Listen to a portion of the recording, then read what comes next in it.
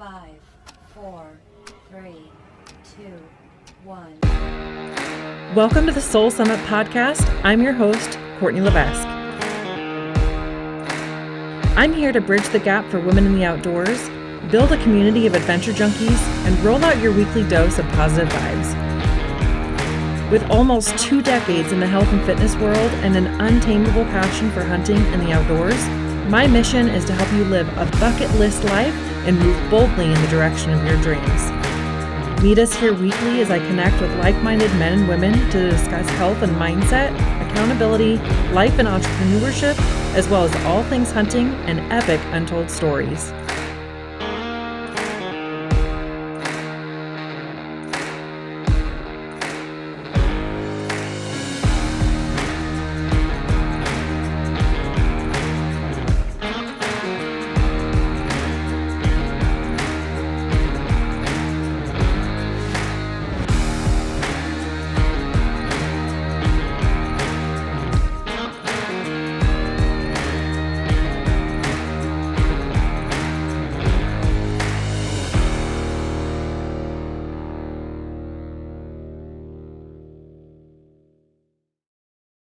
And we're recording, like the red button is going. I see like numbers and all these things. So welcome to the show, Jessica Crane. I'm thrilled to have you on.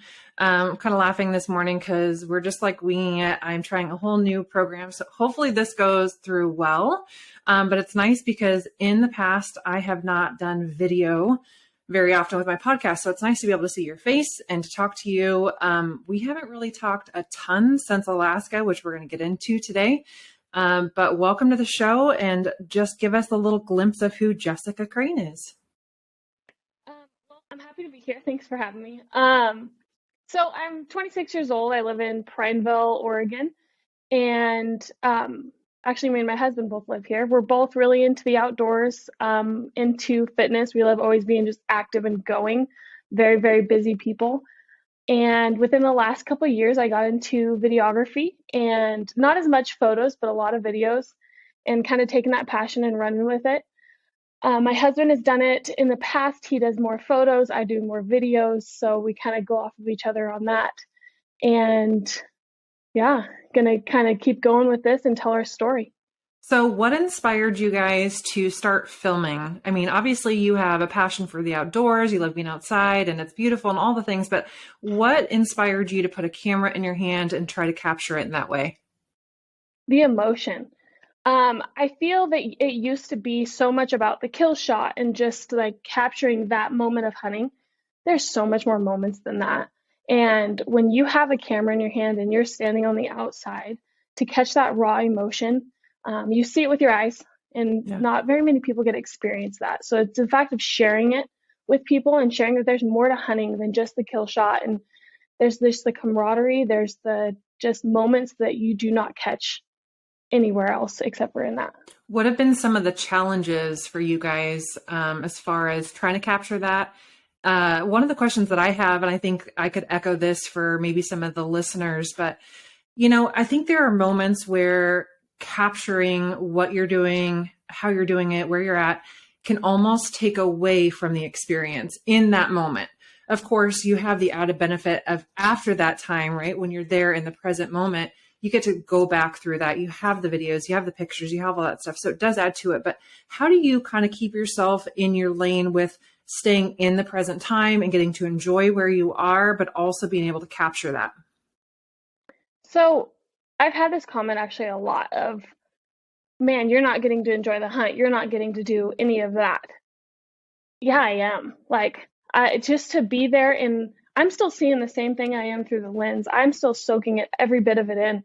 And what you don't see is I'm not recording 24/7 of this hunt or of our hunt or of our moments. I mean, I'm grabbing a 2-minute, even like 30-second film, the ones that you throw on Instagram. Those don't take that long to film. I'm still right there in it. I'm right there present, but I feel get more out of it because I get to take in it all. Like I am looking through this lens and I'm capturing it all. And I stay present as I can be, but I'm not recording 24/7. Yeah. Yeah. No, I think that's important to remember. And honestly, everybody is so driven and passionate about different things. So, where for you, that's a part of what like fills your cup and brings you joy in those experiences is being able to capture that, right? Like it's not a burden for you to have a camera in your hand. Whereas for other people who might not share that same sentiment with you, maybe for them, it's easier to think like, well, that would take me out of the moment. And maybe for them that's true, but it's a good way to look at it, that just because you see, a 30-second film or a 15-minute film doesn't mean that the entire time you spent or somebody spent just, capturing things. But again, I think it's really important to remember that we're all driven so differently. For us, that's kind of fun. It's fun to be able to share that. And I think for you, a part of that is also getting to show other people to help inspire them. Let's talk a little bit about kind of how you feel with putting yourself out there, recording this stuff, and then getting to, basically be the gateway drug for somebody else to go like, oh, I want to go there. I want to see that. I want to, bugle with those elk. I want to go and have that. What is that like for you? And what is your motivation in getting to share that with other people? There's so much even to that question, because there's some girls that I've met and there's some guys that I've met, kids, older people, it doesn't matter what age. They want to get into it, whether they live in a different area and they're not surrounded by elk, right? They're not surrounded by this type of thing. Like we had a gal at the ladies camp. She wants to go elk hunting so bad. And just to even put that glimpse into their hand of just on Instagram, looking at that going, man, that is such a cool experience and she can do it. And this is how she does it. And this is her. And I can do that too. There's people that don't get to see too much around, I guess, with hunting. They didn't grow up around it. And you can start wherever you want in hunting. So just having that little bit of video to show people what it's about is big for me. Yeah, I really, I don't think everybody feels this way, but personally, and you might agree, I feel somewhat of a sense of responsibility to help motivate other people, not just to go out there and to experience it, but just to tell them, to prove to them, to show them you can go out there, you can start. And like you said, everybody has a different starting place and everybody's, right now looks a little bit different, but if we put something out there and it's a little glimpse that gives somebody a taste of what that could be for them, and they go out and then they can build, their knowledge and their skills. And, I hear this, and this is something, it's for me, I've had my own journey too. So I grew up hunting with my dad from the time I was like a tiny, tiny kid, a toddler. Got to see harvest with him, started hunting myself when I was 11. But that didn't just look like me going out and like doing my own thing, as soon as I could. Even after, my dad kind of stopped hunting a bit and I was going more on my own. When you get in the rig and you got your stuff packed and you're going on a hunt by yourself, it's different, right? There is some sense of camaraderie, safety, when you're going with somebody else. When you start going hunting by yourself, to me, in my experience, it was a different game. I didn't start going 5 miles in on my own day one, right? I started going like maybe honestly a couple 100 yards from my truck.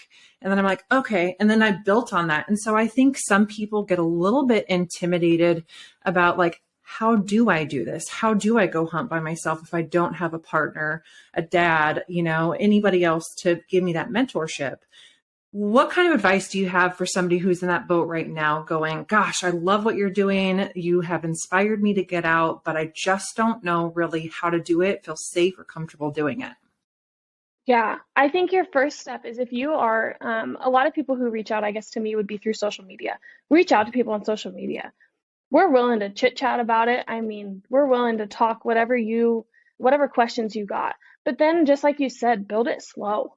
Like if you don't have to go right out and go, I'm going to go elk hunting. I'm going to go purchase a tag and I'm going to do it today.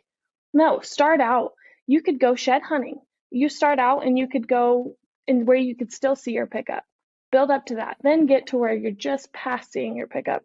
Then keep going a little bit more after that. YouTube is also a great resource. I mean, for what type of just things that you need to know about it. There's so many people who have a lot of information, whether you want to talk to somebody or you could search it. There's so much information out there, but I just say build it small, start out small, just even go for hikes by yourself, go on a main trail by yourself, that still has that nature surrounding to it. And it'll get you more used to being in the outdoors. That's my best advice that I got. Yeah. And it's repetition, right? So it's the more you do it, I think the more comfortable you are, the more in your element you become, because it's just like anything else that we practice. It becomes a habit. It becomes second nature. It becomes something that's more normal to you. And the first couple times, don't feel bad if you're nervous to go or scared to go. And obviously, and I've talked about this on the show quite a bit, just safety things. So just touching again on those in case somebody hasn't listened to the entire episode, but things to do for safety, make sure that you tell somebody where you're going, when you'll be back. Take a way to communicate. If there's going to be no service, make sure that you have some form of, there's multiple different devices now that will let you communicate with somebody, or invite somebody to go on that hike or walk or shed hunting trip with you, But also, what are some of the safety things that you try to implement when you're going out, whether it's going for a long hike or going hunting?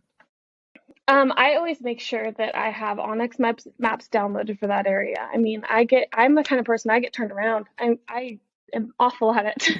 So I make sure that I have a map downloaded, and that's just a simple app that's on your phone. And I always let somebody know where I'm going, and I keep that communication up. I usually know in the areas that I have service or that I don't. I do have a communication device for that too. I set the limit on where I'm going to go. I usually tell my husband and even my dad, I tell him where I'm going, because it's always nice to have that security of, hey, if something happened and I'm not back before dark or this time, this is where I'm at.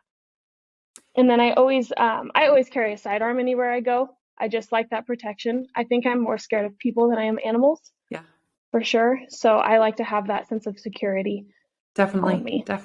And Onyx Maps, you were talking about that. It's a really good resource. And just to give them a little shout out, they have a 7-day free trial for anybody who has not tried it before. So you can jump online. I think it's onyxmaps.com and try the 7-day free trial. Something that's really cool with that too, if you're just getting your feet wet with getting out there and kind of going on hikes or, marching around in the woods, they have a tracking system. So you can actually, when you leave your car, which I always mark my camp or car or wherever my entry point is when I'm going. But you can also turn on the tracker, which will, if you want to go in 19 miles, it's going to show you your 19 miles right back. Obviously, you're going to use up your battery, so maybe bring a way to charge. But that would be really nice, because then it gives you that confidence of having, that familiar track on the way back. So that could be a really good option as well. I want to talk about some questions that people had about our Alaska trip. But I want to give a little preface to this whole thing, because it's kind of wild. Let's be honest, it's a little bit wild how this whole Alaska caribou moose hunt went down. So to give a little backstory here, you and I had never met before June of this year. This right? freaking year. So you ended up coming to one of my ladies' weekends events here in Oregon. And by the way, Jessica Crane, I'm not even kidding, is a gem. She is so awesome, down to earth, easy to get along with, which was super fun to have at camp. So I really enjoyed you being there. But I knew immediately, I was like, this chick is really cool. I like her a lot. Her and I would get along.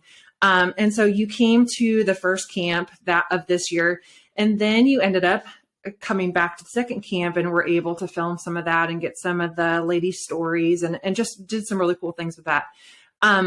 And then it kind of transpired really rapidly after that, because this was in June? No, wait, when was that?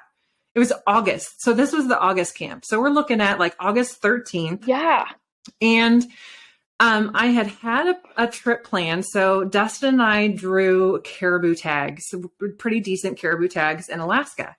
And immediately we knew that we wanted to take the kids and give them this fly-in experience. And we had the bush plane booked, and we had all of that going on. And the kids were really excited, but I think also a little bit nervous and just kind of unsure, okay, we're going to go get dropped by airplane into the middle of freaking nowhere with God knows what, right? So there was some apprehension, not even just for them, but for myself included. That was my first fly-in. And as it all unfolded, our oldest son wasn't able to go on the trip. So there were some other things that he had arranged that he just couldn't make it. And I'm like, well, shoot. Okay. So we already have, all 4 seats ready to go and paid for and stuff. And sure, it would be fun just for the 3 of us, Dustin, Gabe, and myself to go. But I don't know. There was just something about your curiosity, your passion for not just filming, but just for capturing experiences.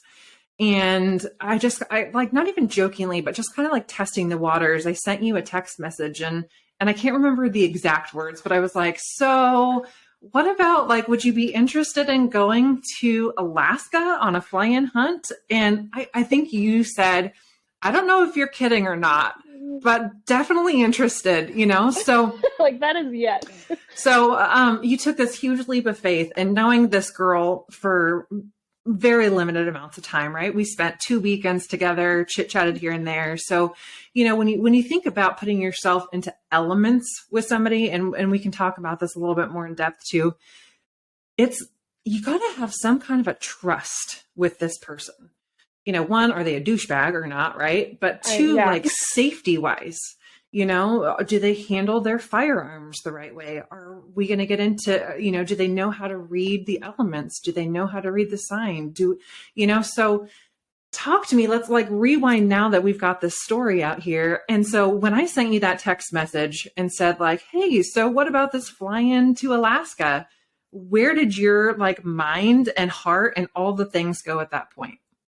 I think it hit every single corner. Like, I was so curious if you were actually wanting me to go. And I'm like, man, this could be huge. Like, this could be so exciting. It could be frightening. It could be absolutely everything. But also, I'm just going with people that I barely know. But I just felt this sense of security. I'm like, this is something I need to do. Like, if you're not keeping yourself uncomfortable in life, you're not growing. Like, Absolutely. and that's been my motto with life. So I looked at Cody, my husband, and I was like, okay, I think I need to take this leap. He goes, I don't even know why you're asking. I don't even know why you're talking to me about it, because you need to already be packing. Like, let's go. Like, let's do this. And that, I just knew it was going to be an experience, whether it was the best experience or the worst experience, something to grow from. Yeah, you knew one way or the other. Best. Some stuff would go down on that trip for sure. Well, and it's amazing to have that support, and a blessing, because not everybody does have that kind of initiative and support from their partner, which is unfortunate. But it's great because he knows what you want. He knows he knew that trip would be life-changing for you.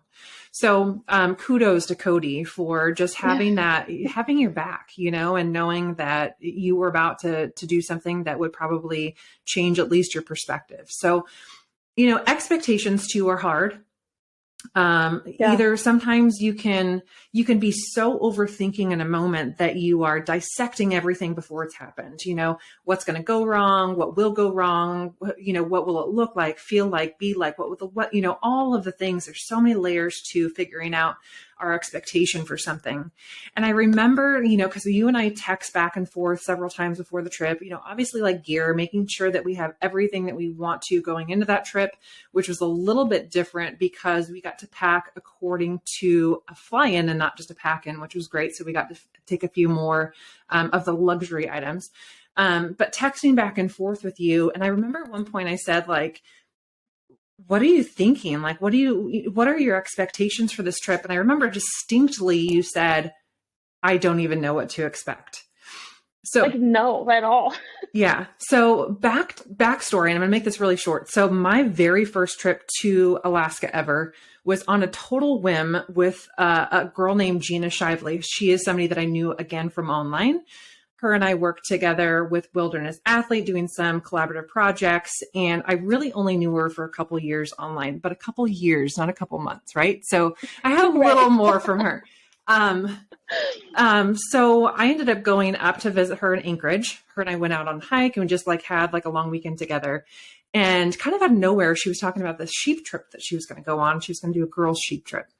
And long story short, she threw me the invite. And before I knew it, in like 2 months, I was going on my first sheep hunt. So kind of similar to you, there was just this like snowball effect of almost all of a sudden how I just like plopped down and like ended up in this really cool backcountry sheep hunt experience.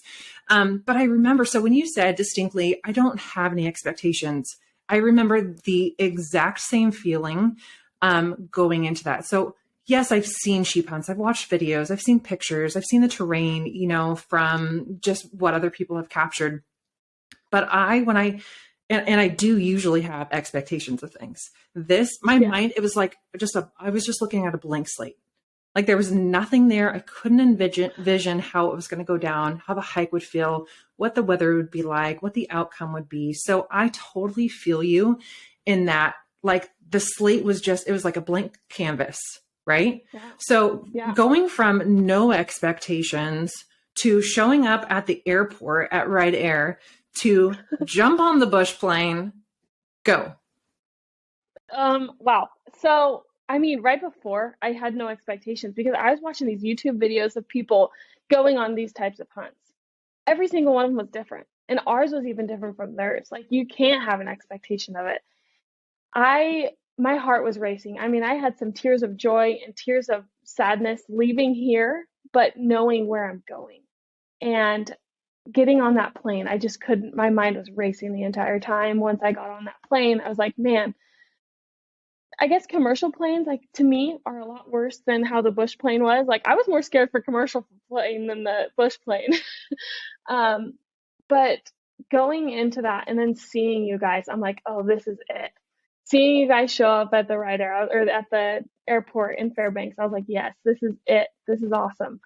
And I just couldn't even think outside of where I was. I was just present the entire time. I just was ready for what was next, present, soaking it in as much as I could and capturing it all. Dude, like I just like the whole time you're talking and I'm thinking about watching you come down the escalator. I'm thinking about when you turned the corner and like didn't see us and then you saw us and like I could almost feel that heartbeat of yours just going like, what's next? You know, what's next? Yeah. Here I am. Like you couldn't wipe a smile off my face at that point. No, and honestly, I just kept remembering like saying to you and looking at you and being like, we're doing this. We're going in. This is gonna be the adventure of a lifetime. Now keep in mind, I also have my 12-year-old with me here, right? So he's a stud. This is also me, not only my first time flying in, but I know it's your first time. I've got my 12-year-old who I have to keep alive and entertained this entire time, right? So he's here. And yeah, I think honestly, just say like there was a little bit of just not overwhelm, but maybe just like a mental like explosion. Like what? I don't even know. There was just so many things going on in that moment.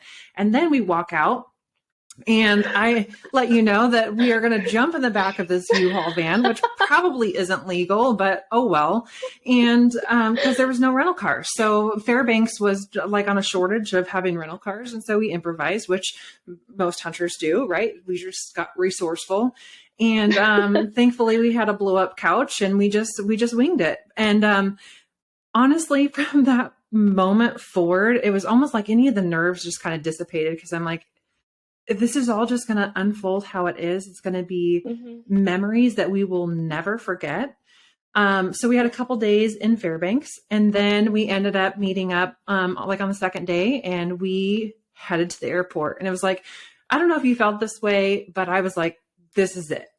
Like there's no more anticipation of what's about to happen. And honestly, so this was a caribou draw tag that we drew. So we had 2 tags.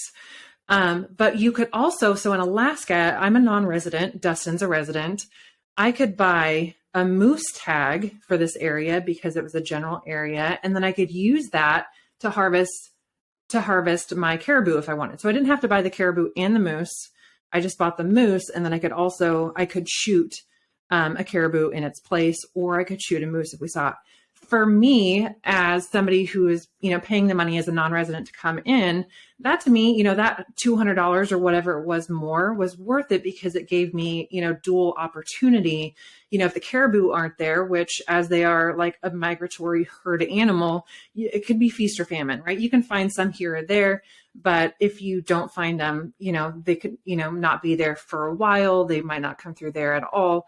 And also a little bit limited for how much hiking I knew that we were going to do. Our plan wasn't necessarily to hike around with camp on our back. We brought a little bit more, again, because of the fly-in. So we went into that.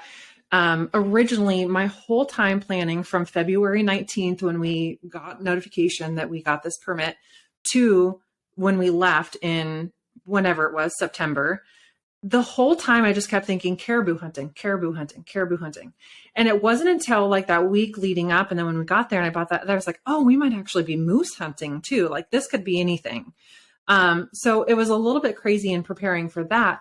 But flying in there, when we actually got onto the plane, so you and Dustin flew out, and then Gabe and I flew out after you. And I don't know, it was captivating, breathtaking. I never wanted that plane ride to end. That bush plane was, for me, was honestly life-changing. And so I let Gabe sit up front, and he was the co-pilot. And I don't know if there was more amazement in the beauty that I was seeing, or in his eyes and his smile and his taking it all in, right? So you've got this 360 view of Alaska and its wild, rugged, beautiful nature. Yeah. What was your thought on that bush plane in when we were coming in? How did you feel? What did you see? Like what happened in that moment? I feel like my head was stuck to the window. Like when I wasn't filming, I was stuck to the window, and I was trying to film both and just stare out into this, because it was beautiful. I mean, we saw this moose just go absolutely crazy shortly after we took off, and he was going around this bush, rolling and just going nuts. And just to see that, I was just like, that's Alaska. Like that is it. Like I am done. My cup is filled. Here it is. Like, and just to see how much land is out there, and what kind of animals are out there, and how big the animals are, and how strong they are, and they survive out there every single day. Like, just it was mind blowing. It's something I didn't want it to end either. Yeah, honestly, I felt like all the money that we spent on this trip, this is good. This is good. Yeah. Right. Yeah. There was it was something that I think a lot of people, myself included, previous to this, feels like it's so out of reach. Going to Alaska in itself, and obviously finances are a part of anything that we do, but I think that so many people think even beyond the financial stuff, like I could never do that. I could never go there. I could, there's just this limitation. I think it comes to exploring what Alaska has to offer. And even from somebody who I would still consider to be very like beginner, like my feet are still just getting wet in this experience of Alaska. It is for anybody. It's for anybody who has a passion and desire to go out there and see. I don't want to say life-changing again, because I've said it so many times, but I don't know how else to describe it, because it is so awe-inspiring that I just think for me, I found a lot of myself. I found a lot of, I just come back from Alaska with it. My soul feels different. My perspective feels different. And I just don't want anybody listening to ever think, gosh, that's great, but I couldn't go there, or I couldn't do that, because you totally can. And honestly, and we'll probably talk about this in maybe a part 2 of this podcast, but like logistically and financially, how to do it, it's not that crazy. This was a DIY, basically over the counter, as far as the moose goes, tag that we were able to do, just winging it, right? First time, anybody can do it. So, we end up flying in. and we had really good pilots because where we went, you and Dustin, I kind of had a different experience of the flying, which I won't, it's not really important for this story. But so the pilot was taking you guys in, you landed at a few different strips and nothing was, there was just a few things that weren't right about the places previous that you went. And he was really great. He ended up taking you guys to a few other spots until we found where we wanted to go. But tell me, so once boots were on the ground, you're going to stay there. You and Dustin have your stuff pitched out on the runway, basically. What's that next feeling that you have about what's about to transpire? I took a minute and I had to look around. I'm like, this freaking view. I mean, you've got the mountains, you've got everything at your fingertips, and it was overwhelming and exhilarating, but so freaking peaceful. Yeah. Like, just to know that there's nothing and how quiet it was. And we're out here for the next 8 days. I forget. We were out here for some days. Like, let's do this. Yeah. So cool. So Gabe and I flew in shortly after you and had the same experience. Just here we go. Like we have, I don't even remember, 8 or 10 days. I think we were planning for 8, came out at 6 or something like that. But this is home. Right? Like, let's nestle up, let's get comfy. Yeah. Let's make this, let's start this because now we get to dig in and get boots on the ground and go experience. And we were really blessed with getting to see a lot of animals, I think pretty quickly. Got to see some great moose, never saw one caribou, which was really, I was thankful that I got the moose tag, the moose upgrade. But we did get to see some sheep. And like you said, the country just was absolutely amazing. We got to see a pack of wolves. And the quality of the moose that we saw was really fun too. But even more than that, I think just being able to have a lot of first times happening together where you get to reflect, you get to talk about that. Sitting around the campfire at night was one of my favorite things. And of course, and I'm going to ask you this now, because this is like the question my family, I ask them anytime we're doing something, I always say, what was your favorite part? So Jess, what was your favorite part of this entire Alaska trip? Oh man, favorite part. That's really hard, especially for the amount of days that we were out there and just everything being new. That's so hard to narrow it down just to one thing. And I mean, this sounds like, I don't know if it's cliche is the right word for it, but watching you harvest your bull and being able to sit on this outside. And I mean, because I've never seen a moose in person before. And to see these guys just be moving across this hillside, just massive. I mean, these guys are built. And just to be able to watch this, and even moments before the shots, I was like, this is amazing. This is epic. And I mean, you've got the mountains in the background, you got the moose right here. To know that there's a moose, a cow right where, like right behind us almost. And Gabe and I are just sitting there and watching him take in. But to see his reaction too, when you shot your bull, that was, my heart melted. I mean, he was one proud son. And it's just, that's that family part. That's that camaraderie. And then just to see that harvest go down was pretty insane. Yeah. It's such a cool, it's a cool experience. It's funny because it's maybe a little bit hypocritical because I don't know how I would answer that question either. Like, what was my favorite? All of it. It was just, there were times that we were a little bit uncomfortable and we were physically pushed and we were mentally pushed. And, we had pretty good weather, but there were some times where, it's one thing to be a little bit mentally and physically tapped. But if you throw in like a sprinkle of like crappy weather and rain, or just anything else, that just amplifies that physical, mental exhaustion. And I know, and I'm not picking on you at all. I have been there a million times, but I remember at one point I think it was like the 9th hour of packing out my bowl, right? And we're going through, so the terrain is not bad in like topographically, there's not a bunch of ups and downs, ascent, descent that you have to climb. It's not like we're in sheep mountains, but you have a little bit of elevation, gain and loss. But the problem with this country was the tussocks.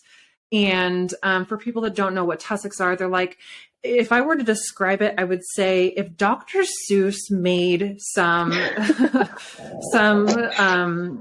nature, right? He would have these big old mounds of grass that are basically in voids, right? So there's these big holes, but as soon as you step on a clump of grass, it like shoots one way or the other. So the entire time you're trying to just brace yourself and use your trekking poles to stay upright. And it's not that it's the worst terrain, but it's not the best terrain. And it really does make everything harder. You're working your lower legs and your stability and your core more. And we had pretty good weather throughout the entire pack out until kind of this last little window, and it got really wet. It was raining pretty good. We were tired. We were kind of ready to be done. I know I was anyways. And it's one of those things where you almost start lying to yourself. Like, so one foot in front of the other. And I don't know, everybody I think might just find their own little mantra or something that they say. And for me, I always say it could be worse, right? Because in any situation, no matter how dire it is, honestly, it could really be worse, right? You could be dying, but there could also be something eating you. You know, like there's always another element to it. And I remember at one of those points to turn around and say, you know, as cliche as it was, it could be worse. And I just knew on your face, you were kind of at that moment where you were over it, right? Yeah. Or I mean, I had to stop and like give myself a freaking pep talk because I'm out of breath. It's hot. This pack's heavy. It's raining. It's miserable. It's a good miserable though. Like it sucks so bad. But once we reached that ending point, I was like, that's a good miserable. Yeah, it really is. Do you have any kind of like mental, like, do you try to focus on something? Do you have a mantra? Like, how do you get yourself from that point where you're like, screw it, like this sucks. Like I am mentally, physically tapped to pushing yourself? Because there's no quitting in those moments, right? You just got to grit through it, right? So do you have anything that kind of keeps moving you forward or any advice in that area? I mean, you're gonna get those negative thoughts the entire time. You're gonna beat yourself up. And there's gonna be times that you stop thinking positive thoughts, stop, take a deep breath. Imagine yourself sitting at that campfire when you get back. Imagine yourself eating that hot meal that you got back at camp. It's like, just keep that end in process. There's always an end. Yeah. And don't have it be where you're standing at that moment. Remember, there's always an end and it'll be an accomplishment. Because the harder you push yourself, the more memorable that's going to be, but the more you're going to find out about yourself in that. Mm-hmm.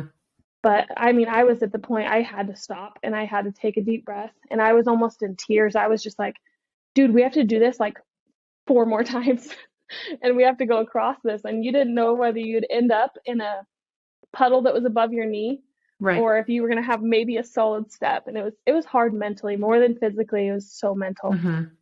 Well, it's deceiving too, because I remember so my dad, we use Onyx and we use our InReach as well. So he just really enjoys, and he probably physically could not go out and hunt in this terrain. He's had back surgeries and has some limitations.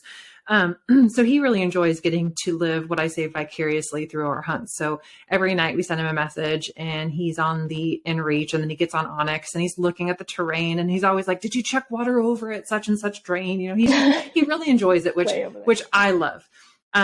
But so he's looking on the maps, he's on Onyx and he's like, what do you mean it's hard? He's like, that terrain looks easy, you know? So it's very deceiving, I think. Sometimes when you look at something, especially if you haven't had boots on the ground yet, to think like, oh, that's not going to be that bad. And really, like, if you stand at camp and you look out, you're like, oh, that's not bad, until you know what you know. And then you're like, oh, yeah, we've got to do this 4 more times. I might die. But yeah, that was definitely an adjustment. It was to try to figure that out. It really was. But in my head, I was like, gosh, elk hunting is going to be really easy this year comparatively. Unfortunately, I didn't get an elk season because COVID 2.0 hit my house again. So we enjoyed quarantine instead of elk bugling, which was pretty unfortunate this year, but that's okay. Talk a little bit about your elk season this year. I know you guys kind of had a tough one too, but what was that like for you? Yeah. So, I mean, just to step out of the dang pickup and have solid ground underneath my feet, I was thankful. Don't get me wrong, Alaska's amazing, and I would go there tomorrow. It's just to get your feet on solid ground, you're thankful for that. But it was kind of a rough year for us. We didn't have a lot of moisture here in Oregon, so all of our water sources were completely dried up. So we had a really hard time locating elk, and experiencing that side of it was very, very difficult for us.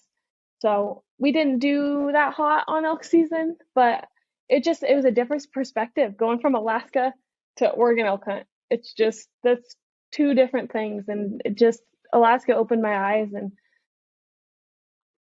it was pretty cool. Do you think you could come back? Yeah, Yeah. absolutely.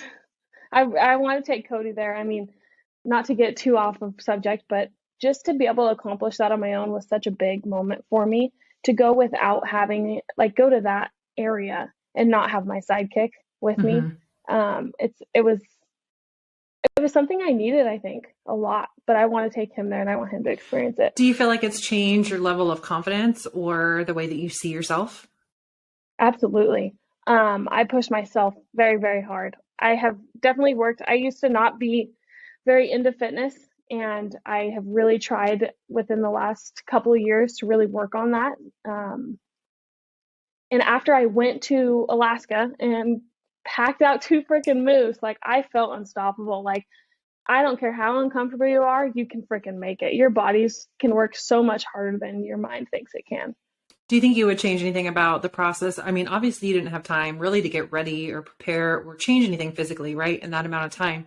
But if you decide to come back, or when you decide to come back, will you have a different approach to getting yourself ready for this kind of hunt as opposed to maybe your elk hunt in Oregon? Yeah, absolutely. One thing that did help me so much though was your list. Like your list on your site helps me out so much, because just to physically check off all of those things. But it's also just it's very different packing, but how do I explain that? There was so much freaking food that we had to bring that blew my mind. That was an adjustment. I've never had to bring that much food and figure out how to pack it and what lightweight stuff to pack, and that I had to be more like realize how heavy is this? How much room Yeah. is this going to take Yep. up? Compared to an elk hunt where if you have a base camp or if you're just going out for a couple nights, it's a lot different than when you're going out there for 8 days. Hmm. It really is. And But there's no like, okay, we'll just run back to the store, or we'll, jump in the rig and we'll head, like there's none of that. And I think that's one of the things to me that is so fascinating about this kind of a hunt, is that there's no going back. There's no, you have to be prepared. You have to show up with what you need in precise amounts, with also being very weight conscious, right? Because if you got a yeah. few extra ounces here and there, you're carrying an extra 10 pounds, which is a Hmm. mistake that I made on my first trip to Alaska when I was sheep hunting. I mean, I kid you not, this sounds so stupid, and I'm going to totally say it. And I brought it as a joke because I went with Gina Shively and Zach Kenner. And I joke, and he's a buddy of mine. I've known him for a long time. So I was giving him crap, and I said, we're going to getting weathered in, and I'm going to paint your fingernails. And then I forgot that I had thrown in this freaking bottle of white nail polish. So I brought that in. I brought a journal, a pen, which I wrote one sentence in the whole time. And just, heavier stuff. So when you're going on something where you're carrying it around with you 24/7, weight is really, really important. Was Yeah. there anything I'm going to ask you two questions. Was there anything on that trip that you realized you really don't need? And second question, what was like the most comforting thing that you brought that you were so grateful for? Ooh. I feel like my thing that I feel like I didn't need to bring is not super relatable, but dang, I brought a lot of camera batteries. I brought so many camera batteries because I was like, I cannot, like, I'm going here to film this. I can't run out of batteries. I'm like, what if it's so cold and it drains them? I'm still pretty dang new into this. So just how much camera gear that I had to bring it was just different. Um, Man, my most comforting. That's a hard one. So I think it had to be my like luxurious freaking pillow. Like that thing was good. Like it's still a blow up pillow, it's still lightweight, but it was like good stuff. Like it was perfect for every single night just to freaking crawl in bed, put on that new pair of socks and just relax. Ouch. Like that was good Ouch, stuff. that hurts. Considering I didn't have an air mattress because mine wouldn't hold air. Wow, that was a low blow, Jess. You were dreading going to Oh, bed. I totally literally, forgot about I that. was. And it was funny because then my 12-year-old son, Gabe, I would wake up every morning and he's not even on his air mattress. I'm like, No. why don't I just take, like, he's not, but then I was like, I can't, let him sleep on the ground. What we didn't know after we like pulled the tent and pulled the Tyvek off the bottom, I was legitimately sleeping on like a pile of jagged rocks. So while you were enjoying your luxurious pillow and your extra large air mattress, I was, Dude, that was it. I'm like bruised. Like I still got bruises on my back from these damn rocks. So yeah, you're right. No, at night I really didn't want to go to sleep. Oh, One thing I was missing though, like when I was packing my snacks, I needed something salty and crunchy because everything that I packed was not that. And you get those cravings of like having that different texture of things. Dude, I would wish that I would have packed something like that. yeah. Next time. Yeah, for sure. So You on learn that gear list that you have, when it comes to like the food section, salty and crunchy. Salty and crunchy. That's got to be it for you. So let's move into talking about filming a little bit. I know that some people, again, are just kind of intimidated about how to get started. Do I need a bunch of really expensive equipment? How do I film myself? Is it selfie mode? Do I have to set something up? Like, run us through just a little bit of what you would recommend for somebody who wants to start capturing their hunts, but don't necessarily know how, and what gear you would recommend to get started. Yeah. So luckily we live in such an advanced like technology place now that your freaking phone can go so far. Like your phone can do so much more than you think that it can. And there's so many people that are like, I can barely afford to hunt. I have to get all this stuff to hunt and then I'm going to try to film it. Dude, your phone. I mean, if you have a decent quality, newish phone, it's going to have a pretty dang good camera. And you can also change that quality on your camera. So just YouTube down how to change your quality of your camera. And I mean, the new iPhones, you can film in 4K. Their audio is also pretty dang good. And if you have some headphones, that's even better. If you're trying to have that talking more, not putting music over it. To even elevate more of that, if you're going on the easier end, you can get a gimbal for your phone. That's what I started out with. So that gimbal, I got it just off of Amazon, and you just throw your phone into it, make sure it's the right phone for the right gimbal, and it balances your phone so well that it makes that image even more high quality, and you have those smooth transitions. You can also even do selfie mode on it, but you're not shaking the entire time for it. And then some of them also have a bottom stand, so you could set it up and walk away from it. There's a lot of different stuff too that can go into that, and there's an app for it. If you just YouTube just phone gimbals, or just send me a message on Instagram and ask me which one I had and how it works. And then you can get into just cheaper handy cam. So handy cam is just your camcorder, and it can flip back into selfie mode, and you can record yourself. And those can run from anywhere to $300 to $800 to even more than that. But to start out on the cheaper end, you can just get a handy cam and go with it. But you can have all of these resources, but if you don't know how to tell a story, or you don't want to tell a story, you're going to be able to tell that inside your film. So really work on just even taking videos of yourself and knowing what you want to capture. And you're going to realize that after a few times of you going out, you go, man, I'm missing this spot of this video. I need to go back, and I need to, when I go out next, I need to make sure I get that spot. That way you have the full storyline. And then you can upgrade to more advanced cameras and kind of go from there. But make sure that you like it first, and make sure that you want to tell that story and you're good at telling that story. So say somebody went out and they captured this, they have some supporting B-roll, so some other stuff to support, maybe it's wildlife, or maybe it's a sunset, or maybe it's driving or fueling up. They have enough content that they're going to whip together this video. What would you recommend, say somebody's using an iPhone, or, using their phone to film, what would you say they should use for ease of use for editing? So this sounds silly, but Instagram Reels and TikTok, that's just easy to do. Like if you want to throw it on your social media and that's what you want to do with it, go through that. You can pick a freaking song for it. You can splice down each video. There's a lot more into it than you think that there is. Just mess around with it and you'll learn more and more each time. But those are super simple ones. But if you're looking to get into like YouTube or like getting at that really nice video, you can get into more, like you get into a subscription like Adobe Premiere Pro, which is what I use. But sometimes you just use TikTok and it's just easy and you can put some sweet music to it and show your journey through. Well, and that might be a fun way for somebody to kind of have to get a taste for it. Maybe they think they want to and they try it and it's really not for them. Or, maybe like we talked about in the beginning of the podcast, it removes them too much and it's not for them. So that might be a good way to kind of test the waters to see if it's something they do enjoy doing. Are there any, in your opinion, there's no right or wrong answer, kind of some do's and don'ts when it comes to filming? Ooh. You can never capture a moment that you didn't press record. Like you have to keep that rolling as much as you can.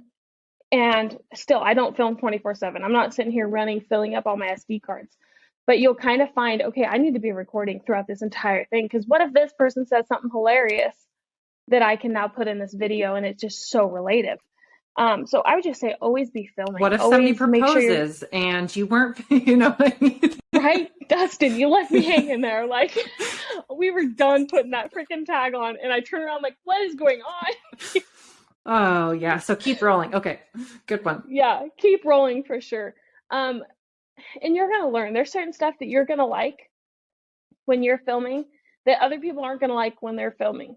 Like there's different tastes in videos. There's no wrong way. You can make it any way that you want and your viewers will appreciate that. It'll set you apart. So there's no don'ts like you can't record this and you can't do this in your video. No, you can do it. It's your platform and what you want to do. Totally. One of the things that comes to mind for me is beginning each video, if you are interviewing or do it more documentary style or selfie mode, is having a repetitive word. And this is something that I'm guilty of quite a bit. So if you're going to do a reel or you're going to do a video, starting it with, well, or so, or hey guys, right? So if you can be conscious of that and instead of maybe sometimes don't introduce like it's a new video. It's a continuation of talking from what you said before, if that makes sense.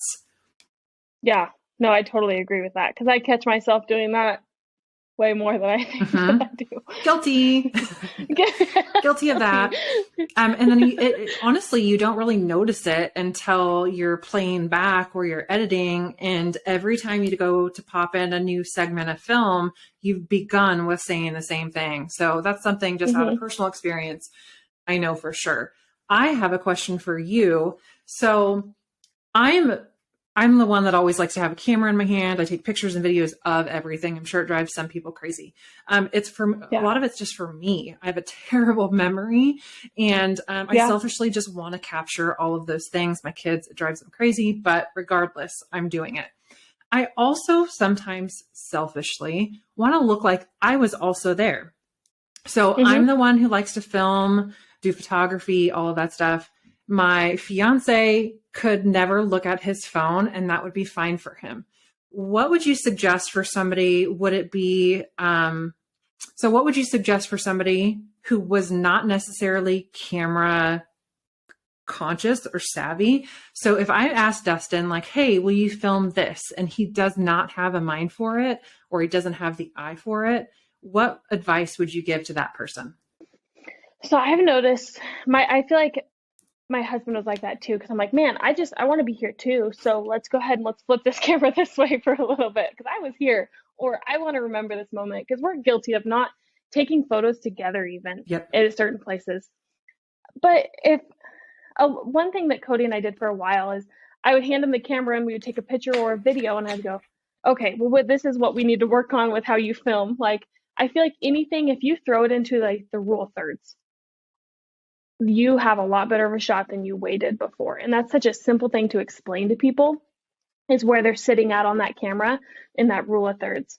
That's going to make your shot way better. It's going to look better. It's going to look clean. And if you have a really nice camera and your person doesn't really know how to use it, a lot of times you can throw it on autofocus and you can throw it on the settings that it needs to be and just hand it to them. And that way it's actually focused on you. You know where it's at, and your lighting, is good. I don't know if that's a really good answer to it, but and it's also better to have crappy footage than no footage at Yeah. all, in my opinion. Yeah. Like, you want that moment captured. Well, and I know that I've heard a lot of people, say and feel the same way. And 100% I enjoy doing that and capturing other people. But there definitely are moments where I want to be standing here with my kids. I want to be here standing with you. So sometimes it's a tripod, throwing it on to capture something. Sometimes you can get really handy and, put it in the front of your bino harness and set it up on something, so you can get creative. But, like you just said, you can't, you'll never capture what you don't press play or start on. So just recording, getting some of that content. And for the people who are not necessarily camera savvy or don't feel like they know how to, or feel like they're not good at it, you just got to kind of start, playing around with it and getting those different things, because it is experience and repetition, just like anything else. Totally. Yeah, absolutely. Okay. Are you ready to dig in to oh, are we digging? Are you ready? Okay. Now the we can. Now the podcast begins. Okay. So share as much as you want to, and I'm going to do the same and kind of talk about some things I haven't really, and this is going to definitely be probably a 2-part podcast. So you and I recently talked, and I'll give a little bit and you can give a little bit more about change, embracing change, trying to figure out how to navigate it, how to do it in a way where you still feel like you can get clarity about making different decisions and pivoting right in your life. So you're kind of at a place right now where you quit one job and you're really trying to soul search. What is Jess Crane going to do? I'm going to let you take it from here so you can kind of uncover that. And just kind of talk about that, because I know 110% that a lot of listeners, a lot of people feel like either one, they're not super happy in doing what they're passionate about, and they wonder, is there something more for me? Can I make change? Am I doing what I should be doing? Am I living in my purpose? And other people kind of just, they're just teetering on getting by and surviving or thriving.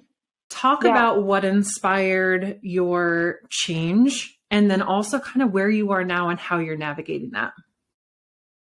So it's pretty intimidating.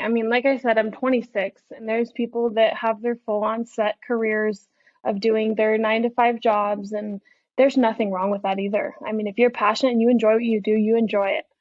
But it was something that I just didn't enjoy, and I felt like, this isn't me. What am I doing? And luckily I do have a very supportive husband, and I said, I'm not happy. I'm not happy where I'm at.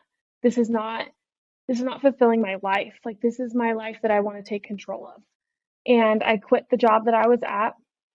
And little did I know that going to a ladies' weekend would change me in more ways than I thought. Honestly, these women that came to this camp, it was inspiring. And I said, I just need to do what I want. I need to do my dream, and what, like you always say, fills my cup. I need that. So I got more and more into doing video stuff, and I invested more and more into cameras, and went into learning more about it and learning more about capturing hunts and capturing that type of lifestyle. And it's scary. And there's times that I'm like, man, should I just find a job? Should I just go find a 9-to-5 job and live the American dream, I would say. And, I have met some pretty cool people. Ben with Shed Crazy, he inspires me a lot, man. He quit his job and he is freaking hunting for a living, supporting his family and doing what he loves to do. And that's inspiring to me. That's all I want to do, is do something that I want to look back on my life when I'm 90 years old and go, that was good. I'm happy that I took that leap.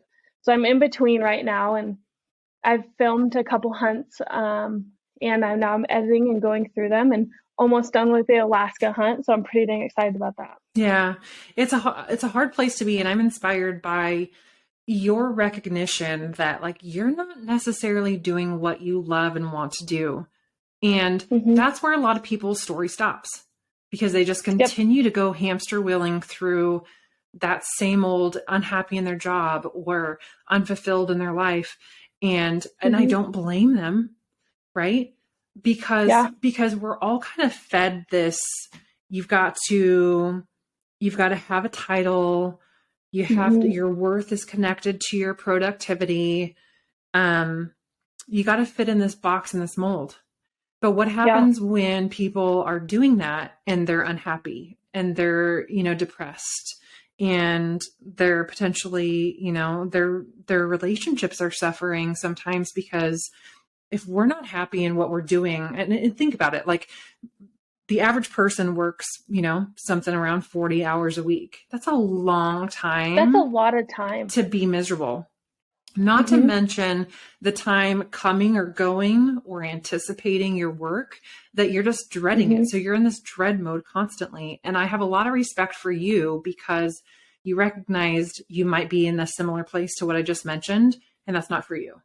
And not Yeah. And it's really hard too to come from a family that if you don't have a full-time job and you're not working as much as you can, what are you doing with your life? It's like there's that mold that just is you got to break free of, and I mean, I get that you got to make ends meet. You got to make it work. And that story is going to look different for every single person. And there's sacrifices that you have to make, but I'm here to tell you that it's worth it. If it's your dream, there's some compromise you have to make. Yeah. Well, and honestly, I can relate 100% with that, because I love my family dearly, but Mhm. our recognition on work is very different. My mom works a 9 to 5, which quite honestly, she's, so far as I can ever remember as a kid growing up, she has not liked her job. And I mean, by not Mhm. like, I mean dreads it, just is so unhappy. And my dad has always worked, they both work very hard. My dad has always worked very hard in his own business. And so they know that grind. And my mom especially knows the grind of showing up to do something that you're miserable doing.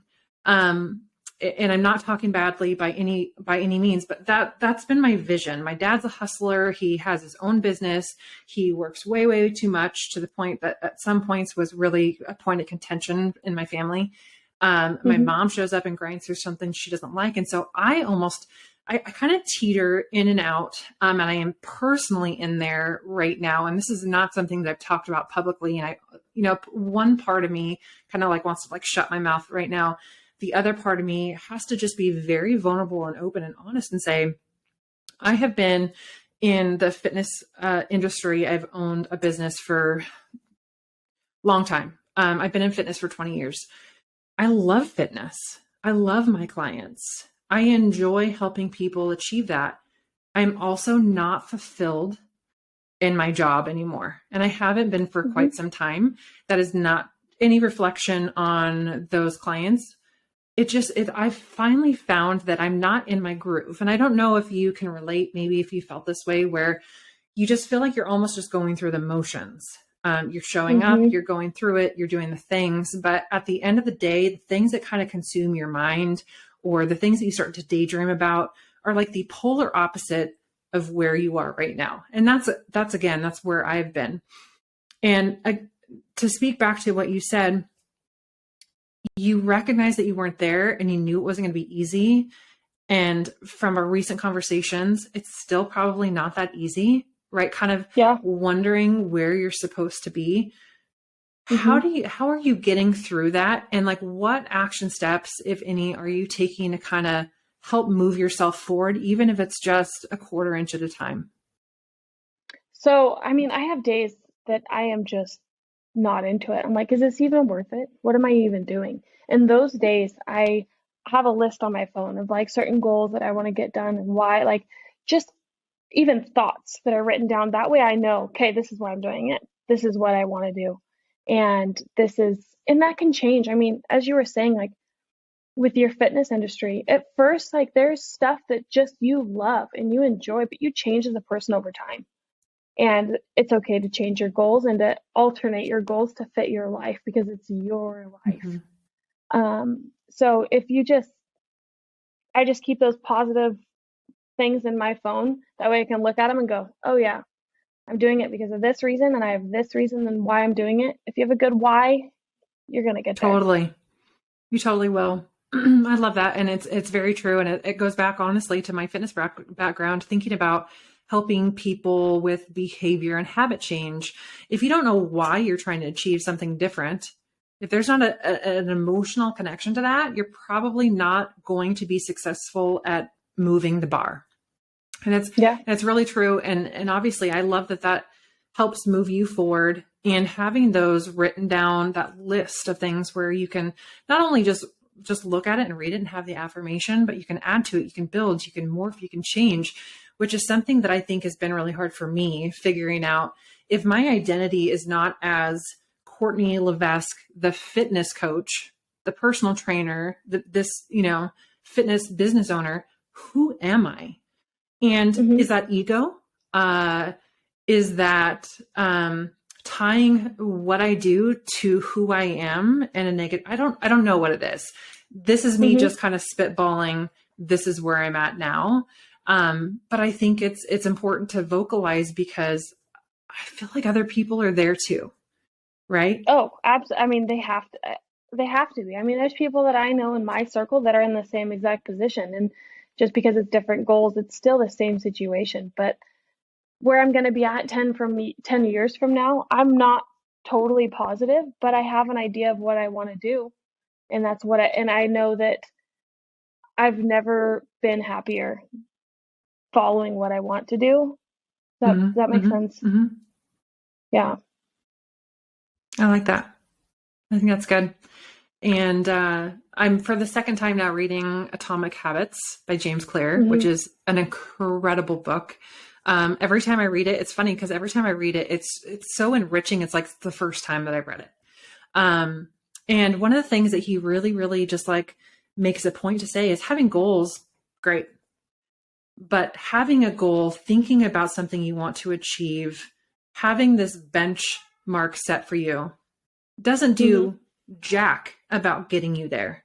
What's important is the 1% things, the 1% change that you make every day to move the needle higher. So instead of focusing on, I want to have, a 7-figure media company, XYZ.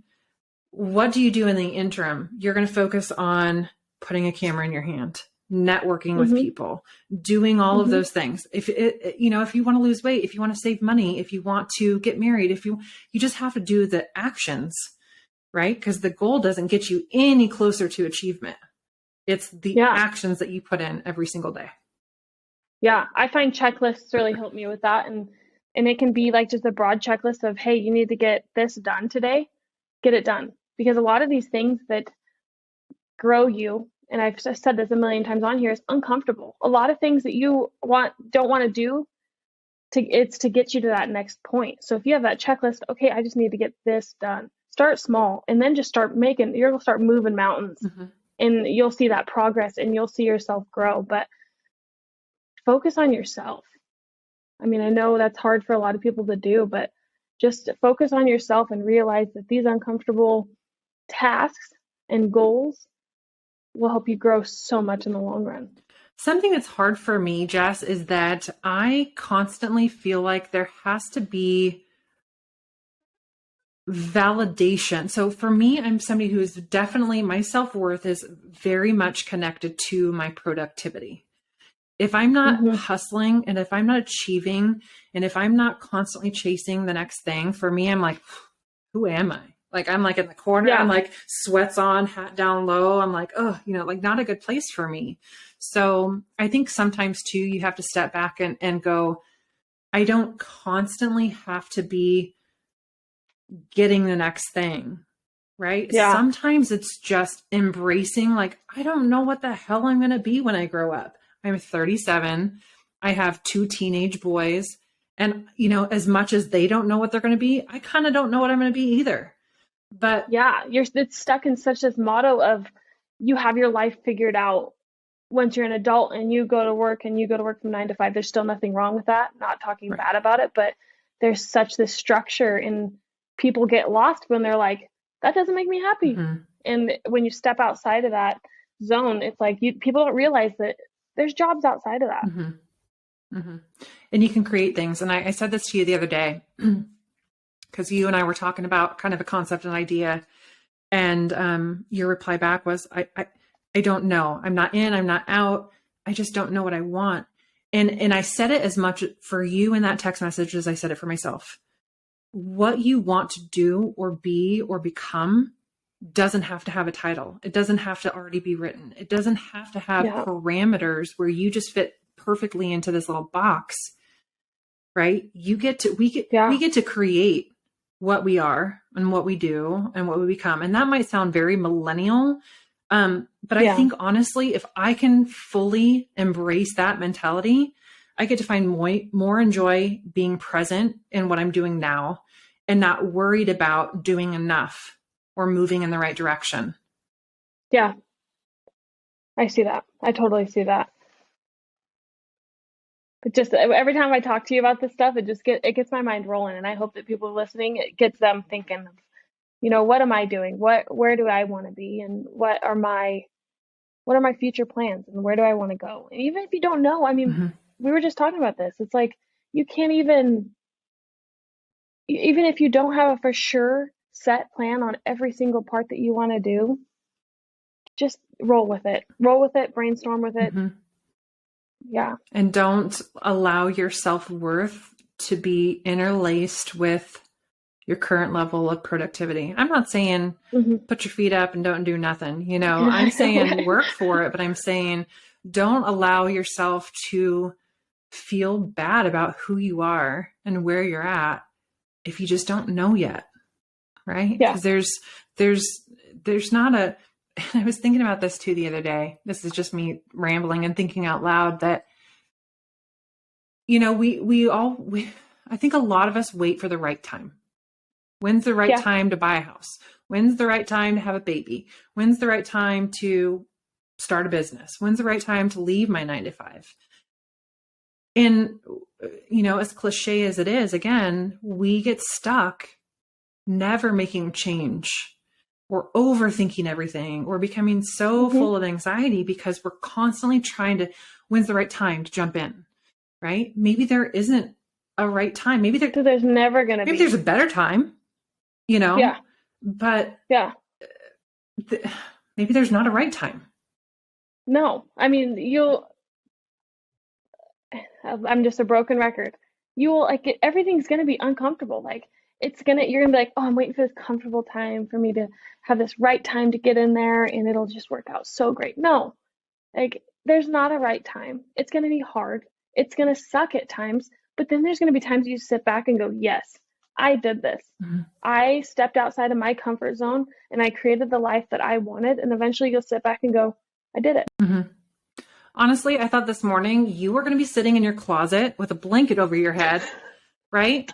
And I will actually take a picture. So when this podcast goes live, I will post in my stories what this actually looks like right now. I'm on top of an action packer with 2 down blankets with a microphone. I didn't know if it was going to work because when I packed it to come up to Alaska, I broke the back piece. I mean, this is not pretty. So if we would have waited for the right time to look a certain way, well, you're not in the closet, by the way. I think there's, I'm not. Yeah. No, I'm in my dining room. My entire house has wood floors. So I'm like, blankets are everywhere, but I just wanted to have some kind of light. So I feel like if it was in my closet, I would just be completely just black wood. Oh yeah. I'm picturing you in there, just blanket over your head. You're just got me over, right? No, it didn't work out that way, which is great. But mentally I got to talk myself out of this morning, oh, maybe it's not the right time. But yeah, it's easy to do that. Yeah, it totally is. It's so easy to do that. And it's honestly, just talk yourself out of it. I mean, even with being on this podcast, this is the first podcast I've been on, and I was talking to Cody yesterday. I said, I'm just nervous. What if I put my freaking foot in my mouth? What if I do this? What if I do that? Maybe it's just not the right time. Maybe I need more experience. And I'm sitting here talking myself out of it. And Cody looks at me and goes, dude, you just went to Alaska and you've accomplished so much more than you think. It's like, step outside of that and just realize, yes, it's the right time. Yeah. Like everything can always be better, but most of it will turn out better than you think. So it wasn't terrible. Your first time podcasting wasn't terrible. No, absolutely not. So what's next for you? What's going on?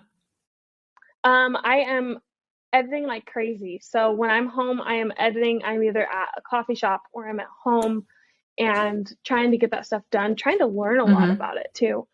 But I've also been gone on a lot of hunts. So it's been a balance between being on hunts and being in recording and editing and all of that type of stuff. But it's been a learning curve and pretty dang fun, honestly. Awesome. Good. Well, I'm excited to see what you roll out. So you and your sister just went on She Drew an Oregon once in a lifetime goat tag. Not jealous. Total lie. I'm very jealous. But real fast, recap what that was like, you know, from the time that you guys found out she was going on this hunt that she drew the tag to like being there to like coming out. She obviously, well, I'll let you tell. How did it go? Yeah. So she found out they actually were looking at seed numbers, which I'm not really familiar with. Some people who are listening might be. It's just, it kind of gives you the odds of whether you're going to draw it, what place you're in to draw it. And she was literally like the second, and like she was so freaking close to that seed number, and we were all convinced she's going to get it.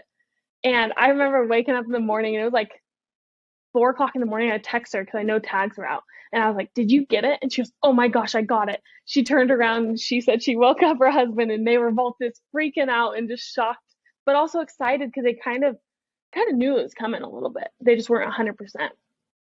And just like with Alaska, it's a type of hunt that we're not used to hunting. You know, we're not used to going after. It's a different terrain. It's a different everything. So we backpacked in and stayed out there for a couple days, and she got it done. She got a 650-yard shot and took him down. That's awesome. And it was totally different style of hunting, and it kind of reminded me of moose hunting in the fact of you look across a canyon. That if there was an elk over there and this was elk terrain, you could probably get to it. But you can't a lot of these. I mean, you have to figure out if that's in a spot that you can recover that animal. And if that's a spot that humans can get to because they live in some crazy terrain. But I think she grew so much from this trip, and I know just the experience of me being there and filming that hunt I grew in it too, and it was pretty epic. Oh, that's so awesome. What was your favorite moment of that hunt? Ooh. When you guys see it is when her shot is after she shot and he went down, and we got the radio call of the guy on the other side of the canyon saying, he's down, we got him. I mean, her emotion, and this is why I love filming. I mean, her raw emotion, everybody's emotion was just, it gives me chills just talking about it. You just don't realize how grateful hunters are and how much they appreciate that animal until you watch those clips. Yeah. And it just gives me goosebumps every time. I can't wait to see it. Do you have a general timeline of when it might be coming out? So I should be done with Alaska this week, and then that one is a lot shorter, so a lot less footage. So I should be able to get that done within the next month. Awesome. I mean, I know it sounds weird. It's just I'm learning in this process of editing. So it takes me maybe a little bit longer, a little bit sometimes shorter than I think it's going to take. But well, there's so much to it. And honestly, when it comes to film, you know, you can put something out there and to anybody else, they'll look at it and go, oh, that was awesome, or that was great, or that, you know, and then when you watch it, and I know this is for me, when I watch something back that I've filmed and edited together, I'm always like, it's the timing of something, or it's where I should have transitioned something quicker, or, you know, you pick apart those things. And so I think it's almost like a double-edged sword to maybe film and produce the show. And I could be wrong. Maybe this is just me. No, you're absolutely because correct. Then you're picking apart like from so many different layers of things that sometimes that I think can hinder how quickly something comes out because you're constantly like over analyzing it. Yeah. I'm too much of a perfectionist, and it kind of bothers me. And that I'm not saying that in like an ego standpoint of, oh man, I'm so right. No, I get what you're saying. I have to make sure it's perfect. It's just I overanalyze it. And I'm like, man, I see these videos in certain areas and not copying them in any ways, but I catch a little bit from everybody's Oh videos yeah. and I go, this is how I want it to look in my way. And it's going to look that way because that's how I think of it. And that's what I want to look like because this is our production here. Hmm. Like, this is one of the first big things that I'm putting out. And it's been some pressure on myself that I'm putting on myself, but I am stoked for it to come out. I can't wait to see all of it, and I can't wait to see what you're doing in the future. And at some point down the road, we're going to have to do an update, just get you back on again and talk about, Yeah. what's new then, right? So Yeah, that'll be absolutely. cool. In the meantime, where can people catch up with you, find you online? So I am mainly just on Instagram and TikTok. My Instagram is underscore Jessica Crane underscore, and then my TikTok's underscore Jess Crane underscore. I'm mainly active on that. Not a big Facebook person, but yeah. Cool. Sounds good. Well, thanks again for coming on the show. Thanks for going to Alaska with us. That was fun. That was epic. But yeah, we'll be sure to catch up soon. And yeah, I thank you for stepping out on the limb or jumping off the cliff or however you want, whatever analogy you want to throw at it. I think that you are just an incredibly strong, even in those moments like when you're talking about the podcast or going to Alaska, like when you have some reservations, ultimately, and not that just like being a type 2 junkie, right? For just like this crazy adventure. But Mm-hmm. you're led by experience. And Mm-hmm. 2 days before my grandma passed away from pancreatic cancer, she looked at me, and I'll never forget this. And sometimes I almost feel like I use her words maybe to an extreme. But she said, don't get to the end of your life and wish you would have done what you wanted to do. And I think Yeah. about that all the time. When you say yes to an opportunity, you're saying yes to something new and Mm-hmm. potential for shifting your perspective, upgrading your life, changing the outcome of who you become and what you learn over time. And that's the point, right?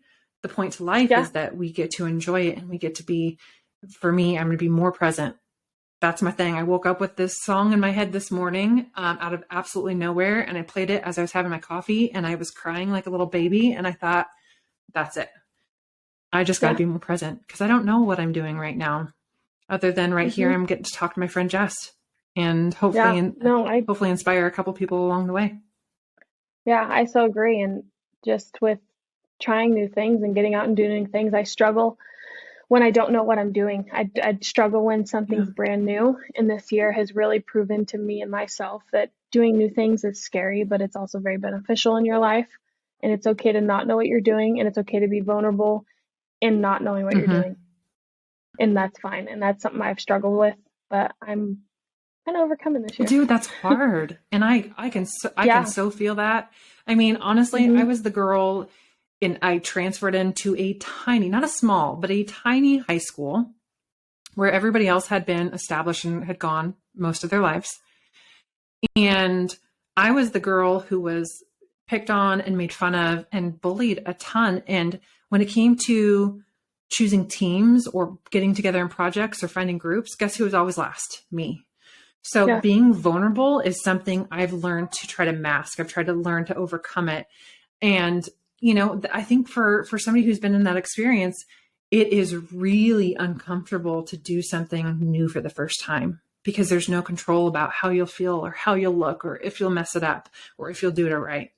And I think truly that's such a detriment to what we get to experience if we're constantly worried about the vulnerability of being new at something. It's okay to be green. It really is. It's okay to not know. It's okay to start and look like a total train wreck, but over time you get to refine that. And gosh, not being perfect at something gives you so much opportunity to learn and grow, like truly, truly grow and have depth to who you are as a person and deepen your character. I'm here for that. Yeah, me too. Absolutely. You're a gem. Thank you so much. Jess Crane, 10 out of 10. You're the best. All right. Well, we'll see you back here some other time. In the meantime, find Jess on Instagram and TikTok. She is sure to entertain. And honestly, your 30-second clips really do inspire. So go check her out.